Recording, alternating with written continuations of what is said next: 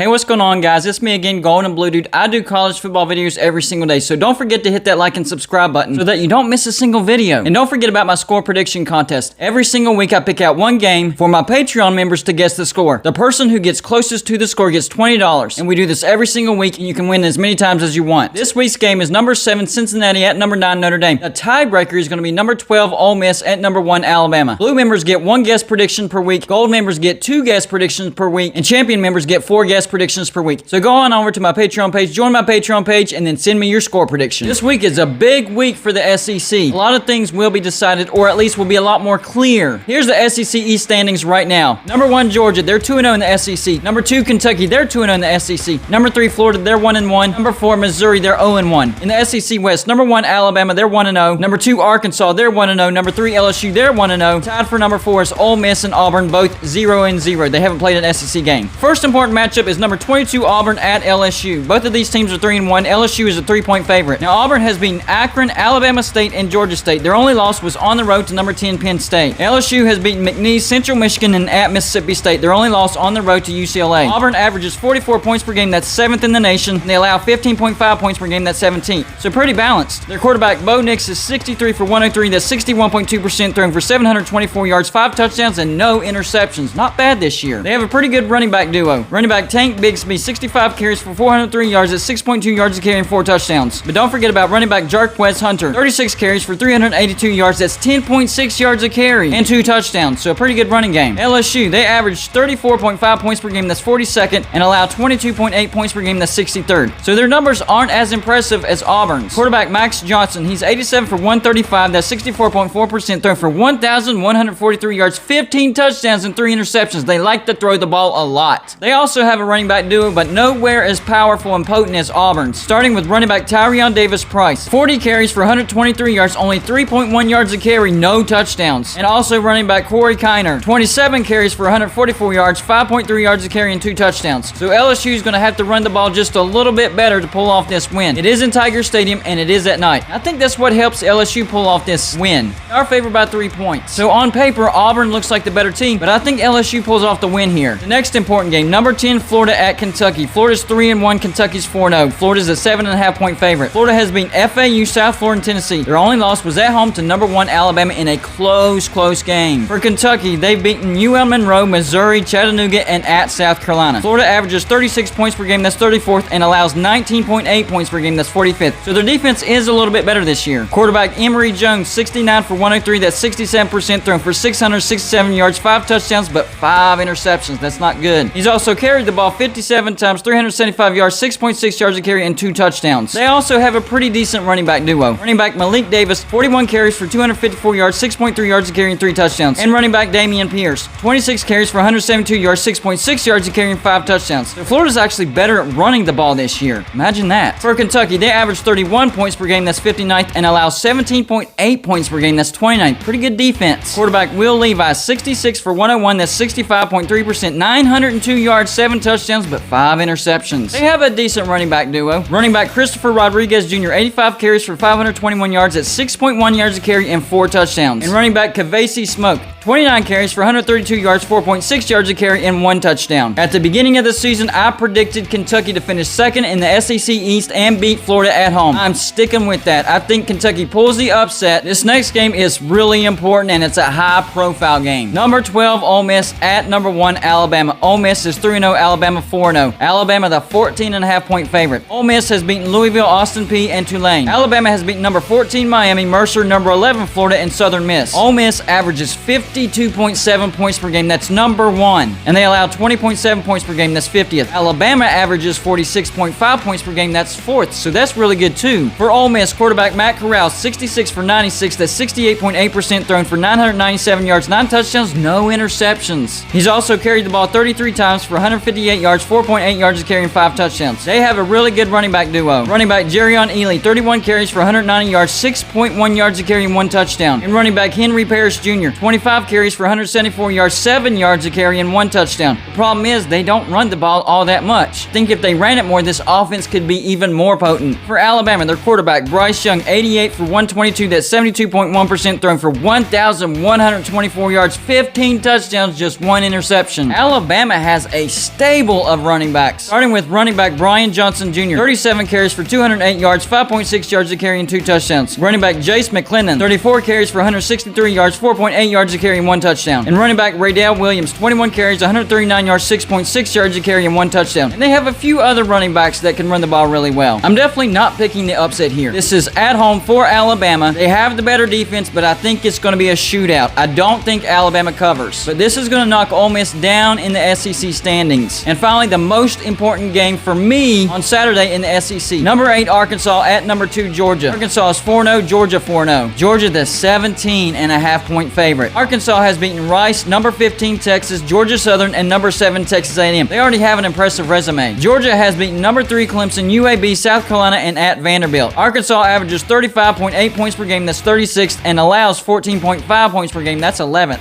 Pretty good defense for Arkansas. Georgia averages 42 points per game, that's 12th, and allows just 5.8 points per game. That's number 1 in the nation by far. For Arkansas, it starts with their quarterback KJ Jefferson. He's 46 for 78, that's 59%, thrown for 844 yards, 6 touchdowns, just 2 interceptions. He's also carried the ball 32 times for 230 yards, 7.2 yards a carry, and 2 touchdowns. He is dangerous with his legs. You also have running back Traylon Smith, 59 carries for 298 yards, 5.1 yards a carry, and 3 touchdowns. Arkansas likes to move the chains, so if they can slow the game down, get first downs, and score, that's what they're going to do. For Georgia, quarterback JT Daniels, 54 for 71, that's 76.1%, thrown for 567 yards, 5 touchdowns, and 2 interceptions. I'm not sure if he's cleared to play for this game, so we'll have to see how that develops. They have a pretty decent running back duo, starting with running back Zamir White, 37 carries for 207 yards, that's 5.6 yards a carry, and 2 touchdowns. And also running back Kendall Milton, 24 carries for 119 yards, 5 yards a carry. In the past, Georgia has relied heavily on the run, shorten games, and beat you with their defense, which they probably could if they still wanted to, but they're a pretty good passing team this year as well, and they score a lot of points, surprisingly. I don't expect an upset here either, but I don't think Georgia covers. And it's not because I don't think they're a good team. I just think 17.5 is way too much for a good team like Arkansas. I get it, it's at home, and I expect Georgia to win convincingly. I just think 17.5 is too much. So if my predictions come true, here's how the SEC will look after this week. In the SEC East, Georgia will stay number 1, Kentucky will stay at number 2, Missouri jumps to 3, 1-1, because I expect them to beat Tennessee. That would make Florida fall another spot to number 4 with their record 1-2 in the SEC. There would be a nice little shakeup in the SEC West as well if my predictions come true. Number 1 would stay the same, Alabama 2-0 in the SEC. LSU would jump to number 2, they would be 2-0 in the SEC. Arkansas would fall, but not by very much. Their record in the SEC would be 1-1, and they would stay above Texas A&M because of that tiebreaker win over Texas A&M. Texas A&M would jump to number 4, they would have a 1-1 record in the SEC because I expect them to beat Mississippi State. Then Ole Miss and Auburn would be tied for the 5th spot, both of these teams 0-1. So a pretty important week for the SEC. We'll see how it shakes out, and which of my predictions, if any, you never know, I might go 0 for 4 in these, come true. That's all I got for you for this show. Like and subscribe if you haven't already, and I'll see you on my next show.